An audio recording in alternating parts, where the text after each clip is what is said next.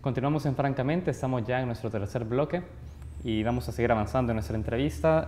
Hablábamos de cómo se está formando la identidad y ahora yo le pregunto a los medios de comunicación y la educación en las escuelas, el sistema educativo en general, ¿cómo están incidiendo también en la construcción de identidad en el país? Bueno, a veces a través de la educación y a través de los medios, sobre todo la educación, tenemos una concepción tradicional de la identidad. Sí. Es importante asumir de que vivimos procesos de transformación sociocultural muy fuertes y también la identidad se transforma.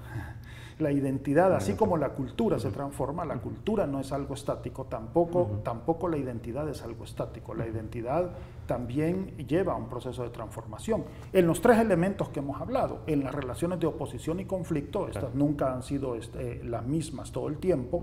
Yo mencioné las tres más importantes para la identidad nacional, ¿verdad? Pero pueden cambiar en un momento dado.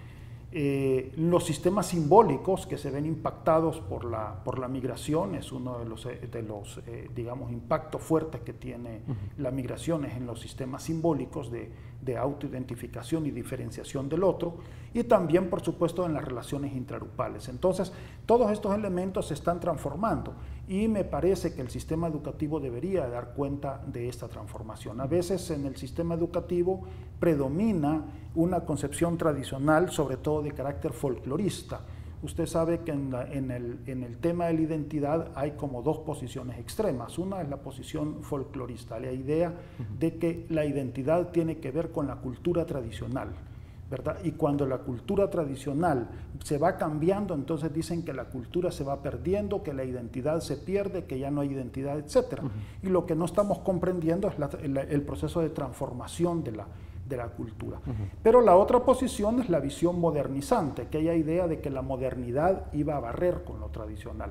Claro. La verdad es que, como lo ha definido un académico argentino-mexicano, García Canclini, dice: la posmodernidad es el momento en que la modernidad choca en lo tradicional, estalla en lo tradicional, porque en ninguna parte la modernidad ha logrado barrer con lo tradicional, pero tampoco es lo tradicional lo único que define la identidad, sino que más bien esta relación dialéctica de lo tradicional con lo moderno. Y eso se da a través de las migraciones, a través también de las transformaciones internas del país, porque no solo hay que hablar de transformaciones externas, aquí han habido transformaciones internas importantes. El proceso de urbanización, por ejemplo, hemos pasado de ser sociedades principalmente rurales, básicamente rurales, a sociedades urbanas, ¿verdad? El conflicto político que hemos tenido, que también ha transformado fuertemente. Entonces, todas estas transformaciones, ¿qué es lo que nos da? Procesos de transformación de la identidad. Me parece que el sistema educativo tendría que captar estos procesos de transformación, dar cuenta de estos procesos de transformación y enseñar que la identidad es un proceso dinámico que se está transformando y en donde los sujetos involucrados, los salvadoreños en este caso, ¿verdad?, estamos construyendo nuevos sentidos de identidad. ¿Y cómo puede llevar la educación, el sistema educativo, eso a sus planes de estudio, concretamente? Bueno, habría que revisar en estudios sociales, pues, el tema de la identidad. Ahí en el tema de la identidad específicamente dar cuenta de estos procesos de transformación y de cómo se está construyendo la identidad, ¿verdad? Otro elemento que a mí me parece importante en cuanto al sistema educativo, el autoestima. La estima que como país tenemos. Hemos hablado, pues, de una identidad deteriorada cuando nos enfrentamos frente al angloamericano. Eso se puede combatir por parte del sistema educativo, ¿verdad? Lo mismo la relación conflictiva que podemos tener con otros países de América Latina, México y otros países de América Latina, también se puede, es decir, construir una identidad en donde no nos desvaloremos frente a nadie, ¿verdad? Tampoco nos supervaloremos frente a otros, que de repente también frente al hondureño y al nicaragüense nos supervaloramos, y muchas veces hay procesos también de discriminación hacia ellos, ¿verdad? Hay que decirlo. Entonces, no nos desvaloremos frente a nadie, tampoco nos supervaloremos frente a otros, sino que nos podamos ver cara a cara frente al otro, sin querer ser el otro, siendo distinto, manteniendo la otredad, pero en una relación, digamos, de igual a igual. Y eso se representa también en aspectos de carácter político, es decir, hay algunos proyectos que se digamos, plantean su estrategia en calidad de hermanamiento con otros países y no lo hacen en una relación asimétrica, o por lo menos eso se dice a nivel discursivo. Eso es correcto. ¿Usted cree que también la incidencia de la política en la construcción también de la identidad con nuestros pares latinoamericanos específicamente influye en esa construcción en los ciudadanos? Es decir, claro, claro que sí.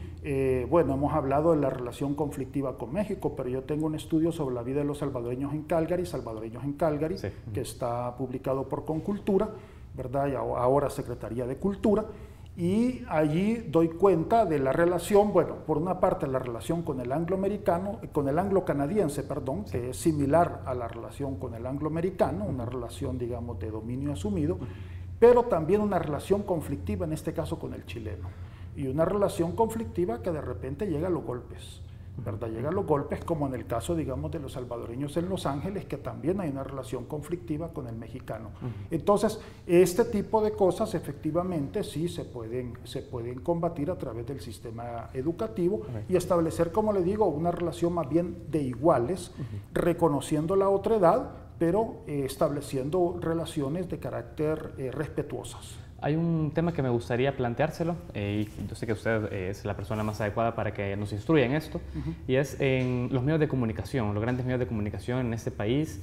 Se conoce, y bueno, uno puede ver las páginas de los periódicos y abrir la portada y la segunda página y la tercera, y lo que te encontrás son muerte, son delincuencia, digamos, te plantean un mundo que da miedo realmente vivir en un país con ese tipo de cuatro primeras planas. ¿Usted cree que eso también ha influenciado para que la sociedad salvadoreña presente estos índices de violencia a los cuales se había sometido? Sí, por supuesto que sí. Es decir, que hay violencia y que la violencia es muy alta, nadie lo va a negar, ¿verdad? Pero también a través de los medios de comunicación se sobredimensiona también el caso de la violencia. Muchas veces noticias que pueden ser importantes, interesantes, por ejemplo, sobre el agro. Hoy venía una noticia en la prensa sobre el agro, aparece como en la tercera, cuarta página, noticia pequeña, y en primera página murieron no sé cuántos en una masacre. Es decir, se pone en se sobredimensiona el fenómeno de la violencia y se subdimensiona a otro tipo de fenómenos, ¿verdad? Entonces sí me parece que vivimos una sociedad violenta y que ha habido violencia desde antes de la guerra. Eso me parece obvio. Ahora, que se sobredimensiona la violencia, definitivamente que sí, a través de los medios de comunicación. ¿Es válido decir que la sociedad salvadoreña es violenta por naturaleza? No, por naturaleza nada. Yo más bien diría de que sí ha habido un proceso histórico que ha favorecido procesos violentos, ¿verdad? Procesos de violencia, es decir, no es un problema de naturaleza, es la construcción de nuestras sociedades, que son sociedades fuertemente desiguales. La desigualdad crea violencia en sí misma, somos sociedades fuertemente desiguales, y esa desigualdad se ha mantenido a través también de el uso de la violencia. ¿Se equivocaba Roque Dalton cuando decía en su poema de que los salvadoreños son los primeros en sacar el cuchillo, entonces?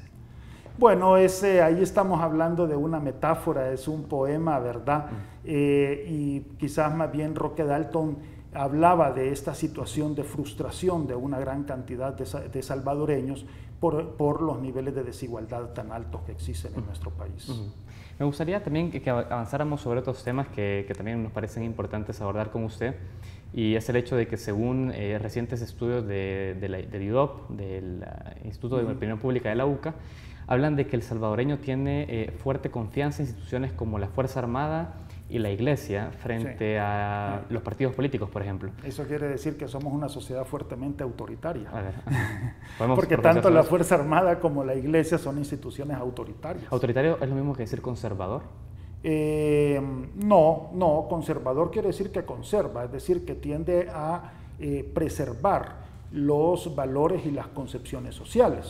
Ahora, dado que nuestra sociedad ha sido autoritaria prácticamente desde la época prehispánica, diría yo, hasta la actualidad, entonces sí, efectivamente el ser autoritario es conservador, ¿verdad? Y sí creo que nuestra sociedad tiene un fuerte sentido de conservadurismo, tendemos mucho a preservar más que a transformar. No obstante que vivimos procesos de transformación, eso es un hecho, pero digamos simbólicamente tendemos más a preservar que a transformar, ¿verdad?